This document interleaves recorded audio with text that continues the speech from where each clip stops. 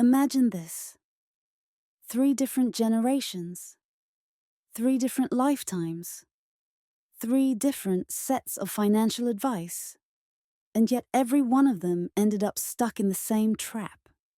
Your grandparents were told to save money in the bank. Your parents were told to buy a house, and you're told to just invest in markets or the next shiny thing. All of it sounded safe. All of it sounded smart. And all of it was a carefully packaged illusion. Start with your grandparents' era. They lived in a time when saving money in the bank was considered the ultimate form of prudence. It was the moral thing to do. Tuck away a portion of your paycheck, keep it safe in a savings account, and trust that it will be worth something when you retired. Governments encouraged it, banks advertised it, and families built their futures around it. But what happened when inflation hit in the 1970s? Ordinary savers watched helplessly as their nest eggs evaporated. In the United Kingdom, the pound lost nearly half its purchasing power in just a decade. Families who thought they were secure found out the hard way that money sitting in a bank account was not wealth. It was a melting ice cube. In Italy, the lira became notorious for losing value year after year, until savings held in bonds or deposits were practically shredded by devaluations. Across Europe and the United States, inflation silently confiscated people's savings. Your grandparents weren't reckless. They did exactly what they were told. But the system was designed to ensure that their safe path wasn't safe at all. Then came your parents' generation, and the story shifted. After the devastation of inflation, the new wisdom was that the safest and smartest thing you could do was buy a house. Property never loses value, they were told. It always goes up. For decades, the house was marketed not just as a home, but as an investment. The problem is, a primary residence isn't an asset in the wealth-building sense. It doesn't generate income. It drains money every month through mortgages, taxes, maintenance, and upgrades. It's forced saving. And worse, it ties you to massive debt. In Spain, the real estate boom of the early 2000s felt like a golden ticket. Families stretched themselves to buy property, convinced they were building wealth. Then, the 2008 crash came. Millions of homes plummeted in value, leaving families underwater, owing more than their homes were worth. Ireland's property market collapsed so brutally that whole neighborhoods were left half-built and abandoned. Even in the United Kingdom, families who bought at the peak of 2007 had to wait over a decade just to break even. Your parents weren't reckless either. They followed the rules. They did what they were told would guarantee security. And like your grandparents, they learned too late that the rules were designed to keep them trapped. What about you?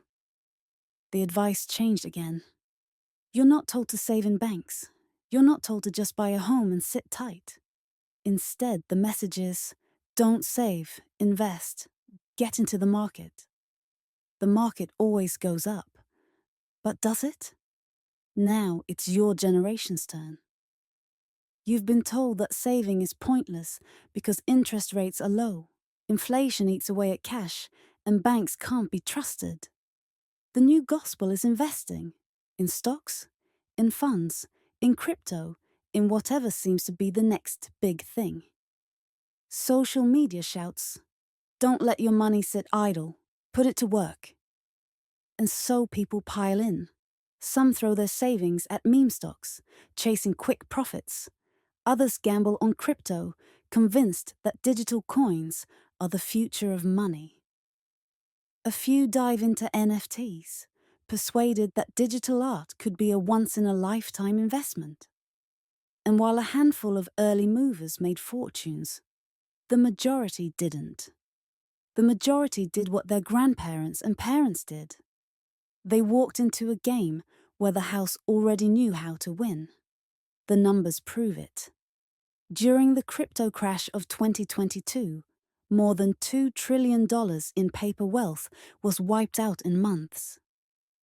Millions of small investors who thought they were building freedom saw their portfolios cut in half or worse.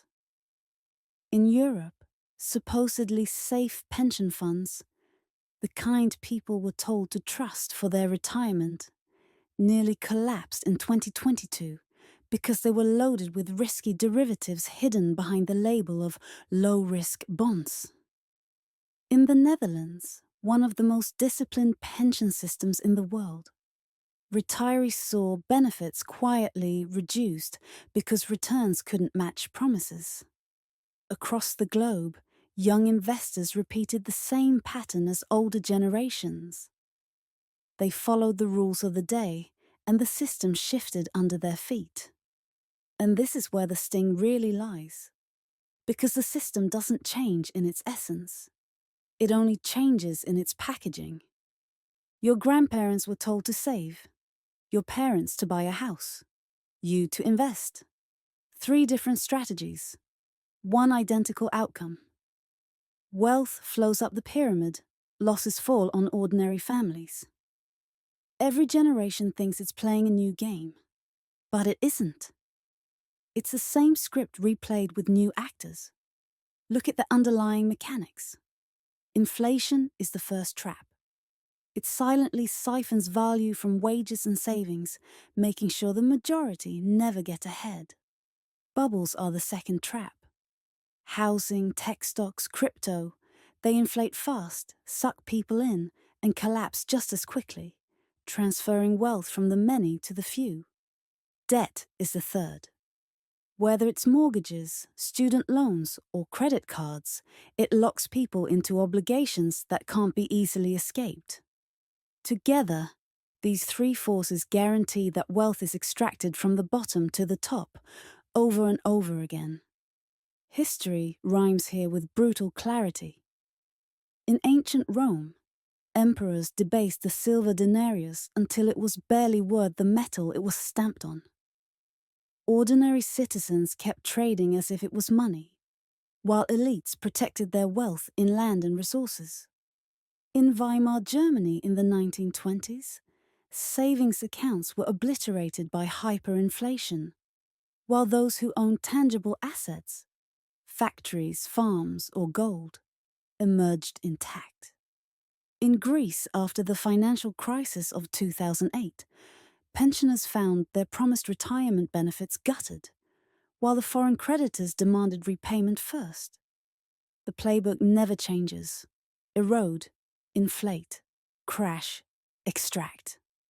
And as long as people keep following the rules they're told, if this gave you a new perspective, hit subscribe. History has the answers. And here, we show you where to look.